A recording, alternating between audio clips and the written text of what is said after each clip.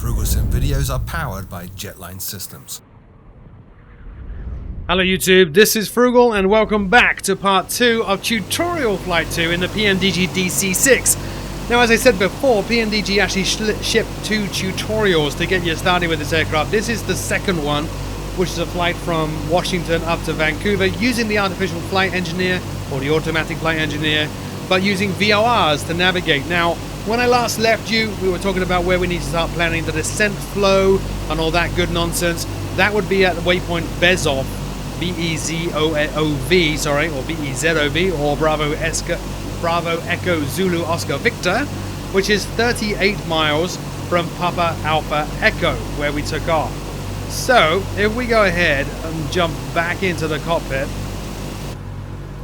you can see we're 28 miles. So in about 10 miles to go, we will switch the autopilot into gyropilot mode, which will hold us in straight flight. That gives us time to set up the next set of radios and courses ready for the turn, which is going to happen at about 49 miles, so 10 miles later. But at 38 miles, we'll run the descent flow as well. So the Artificial Flight Engineer will do what he needs to do, and then just before we turn 49 miles from PAE, we'll also start our descent at 500 feet per minute. Okay, so there you go. We're 38 miles now from PAE. So let's tell the AFE to run its descent flow. 26 inches, please. We'll pop on down here, turn this into gyropilot. We're going to switch the nav radios now onto the next VOR, and we're going to set the course to be 295. 26 inches set. Descent checklist, please. Now we are south of the VOR, so we're not quite there yet, so the needle is to the right, which is where it should be. We're going to keep an eye on that needle. Once it starts to move, then we're going to obviously engage the localizer hold on the autopilot. That should happen around 48 to 49 miles out. We're currently 40 miles, so not much further to go. We have reduced power, but we are holding level because we're in altitude hold on the aircraft. But we have also slowed down, which is important because older aircraft like this one do pick up speed in the descent. So it is important to get that descent flow running a little bit ahead of time, reduce speed so that we can safely pick up a bit of speed as we start to drop down. We're just watching this needle now, waiting for it to start moving. Let's zoom in and get a much clearer view of it. So it's currently on that dot there. There we go, it's moving. So pop on down here, localizer, and we'll start our descent. We want about 500 feet per minute. So there's our rate of climb or descent. Oh, we're still in altitude hold. Let's knock that off. There we go. So now we're descending. We want 500 feet, which is here. A bit more.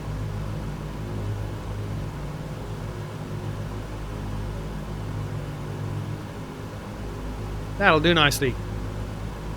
So we are descending, and we're turning to intercept that radial.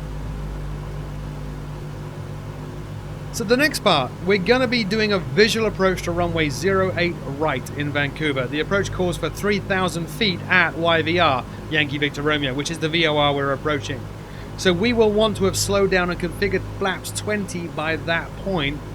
So we should be at 5,000 feet 10 miles prior.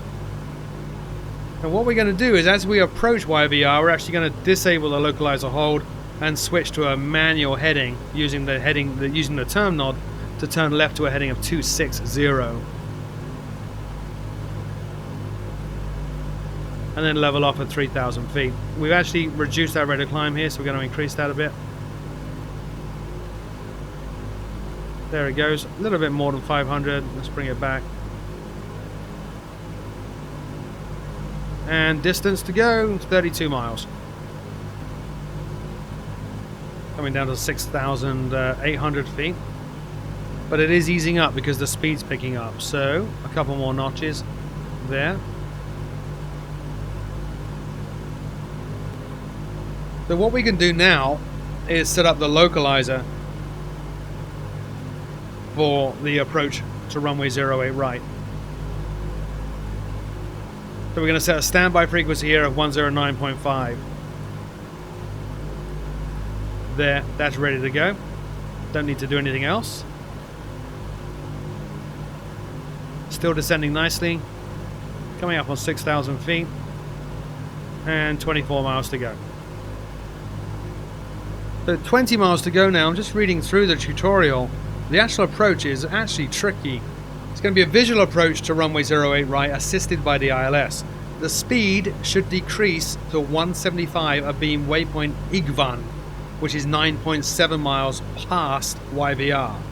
This also marks the point to turn inbound. So we're going to reduce speed and set flaps to 20, and then use the autopilot turn knob so that the turn indicator on the turn and slip thing here, this thing, is between the middle marker and the right side arrow, which is a half standard rate turn. I don't understand that. Let me look down here. Okay, it's gonna be there, I think.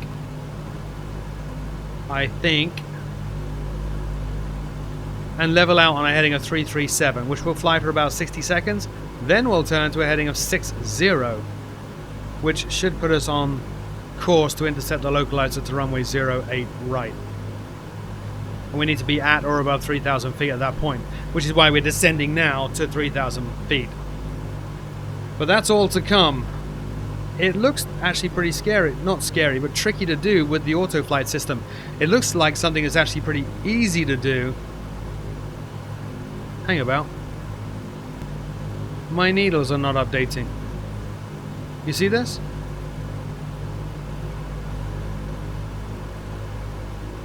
Oh. For some reason, all the needles on the left side of the aircraft stopped working, but looking over there to the right, they were still updating. That was scary.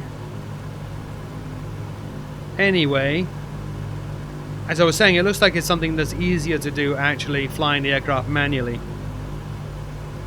So I might just do that. What it wants us to do is engage the gyro pilot and then manually turn to a heading of 260. Manually. Use the turn wheel to do that. Which is obviously a turn to the left. I don't like using that turn wheel on the autopilot. It's actually pretty hard to do and to gauge how much of an effect it's having on the aircraft. So I'm going to try to adjust my view here so I can see the two things together. So now I can see the distance, my altitude, my course, and everything I need to see. Okay, so we'll turn on gyro pilot now. Keep an eye on this, 5.2 miles. Keeping an eye on our altitude as well. We're going to level off at 3,000 feet. That will let us slow down in order to get the flaps out. So even though we're using the auto flight systems, there is actually quite a lot to do in a short space of time. They're 3,100 now. I'm not going to give the passengers in the back an easy ride because I'm getting a little bit flustered with all the things I need to do here. So coming up on 3,000 feet, altitude hold. Good. Now we can put that view back where I want it. That was actually a pretty nice view there, wasn't it? So there I can see kinda 1.1 mile. We're going to start our turn now to 260.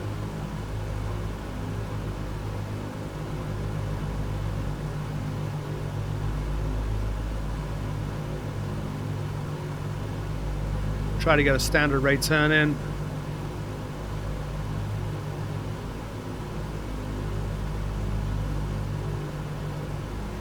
Which is about there. Look down, press that button, there.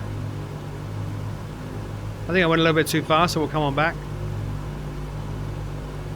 Yeah, I did. I went way far. So that's 2.5. Takes a while for it to center. There, 260. That'll do it. We should start slow down now. We're looking for 175. So there's 160, there's 170, there's 175. We can start to increase the flaps at this point, bit by bit. So, first stage of flaps.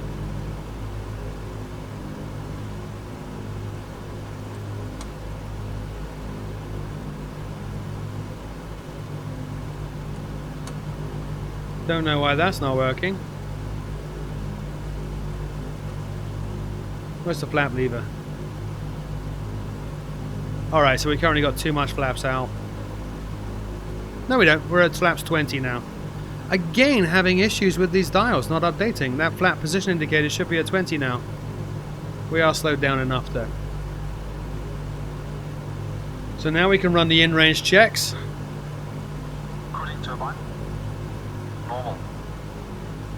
Fuel booster pumps.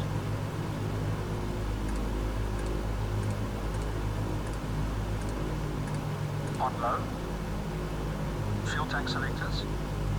And On, crossfeed off. Hydraulic we are at the bypass point where valve. we need to turn again. So we're going to turn to a heading of 060. No smoking signs. On. In-range checks complete. And we will switch over up here.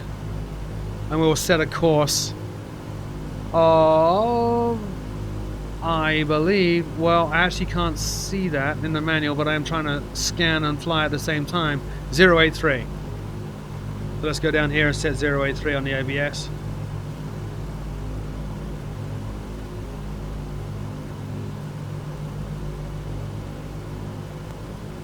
Oh, my bad. We should have gone 337. So we're actually going way the wrong way. Oh.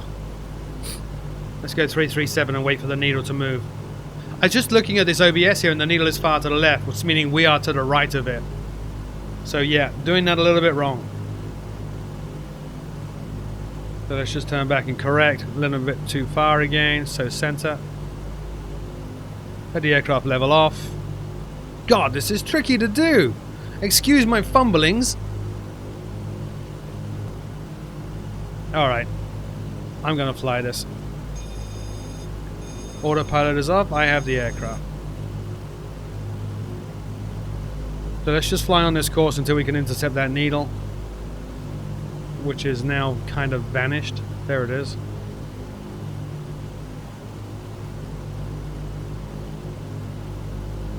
We'll turn to a heading of 337. Try to maintain 3,000 feet. Now it's still saying in the tutorial turn to a heading, fly this for about 30 seconds. Sorry, 60 seconds. Then turn to a heading of 060. I'm not entirely sure that's a good idea at this point. We're still... The localizer needle is not moving. We're to the right of it.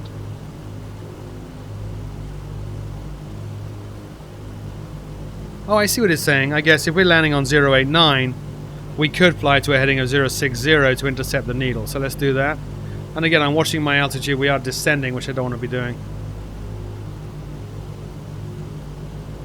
There we go. Now the needle is moving. So let's try and intercept it. And we'll just follow it through. We are high, of course, as we should be at this point. God, I can't keep the aircraft up. I see it. You see the runway?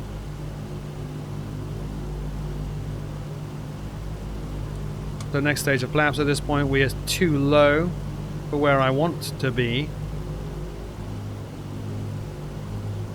Oh, this is not going well, is it?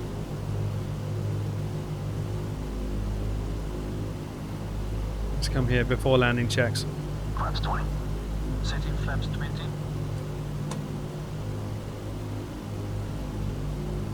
There we go. 20 flaps set. Mistress Ridge, please. Auto Ridge. Let's go. Mixture set. Gear up and down, please. It is a fun aircraft to fly manually, though, I gotta say. Now we are too high. We're not on the glide slope yet. So just trying to hold it level now where we're currently at, as much as I can. Trim takes a while to take effect. Cow flaps. Set flaps 30. Cow flaps set. Now we're climbing. What the hell? ADI. ADI off. Oh, I have control of the throttles and I didn't reset them. Landing lights. Speed good. Extending lights. We're still Lights high. extended and on. No, we're high. Oh my god. Comet cold. Set Did that roll. terribly wrong. Hang about. Before landing checks complete. It's so hard actually trying to read these tutorials and film them at the same time. I completely misread what I'm looking at. I was saying I was high, but thinking I was low, which is nuts. We can fix this real quick. Let's get my feet on the pedals here.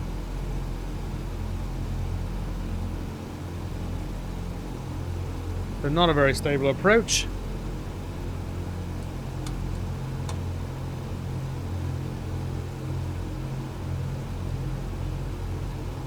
But we'll manage.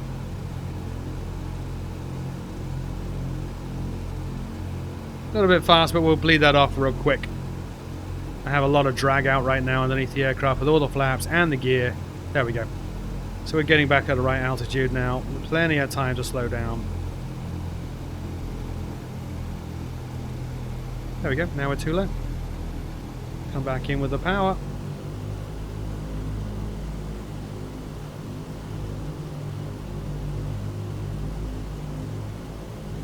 A little bit low. Oh, it feels like a heavy aircraft at this point. So very, very low. Not a very stabilized approach, but it'll do. We'll see if we can flare.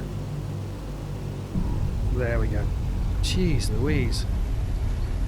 Long runway again. Not going to use the brakes or the reversers. There's absolutely no need. Gosh, that was stressful. It was so stressful, but you get the idea, right? I really couldn't follow this tutorial on that last bit. It just honestly seemed like too much work to manage the autoflight system and the aircraft and everything else. Easier to just take over. Oh look, there's a very large aircraft in front of me on the runway. Maybe we can turn here.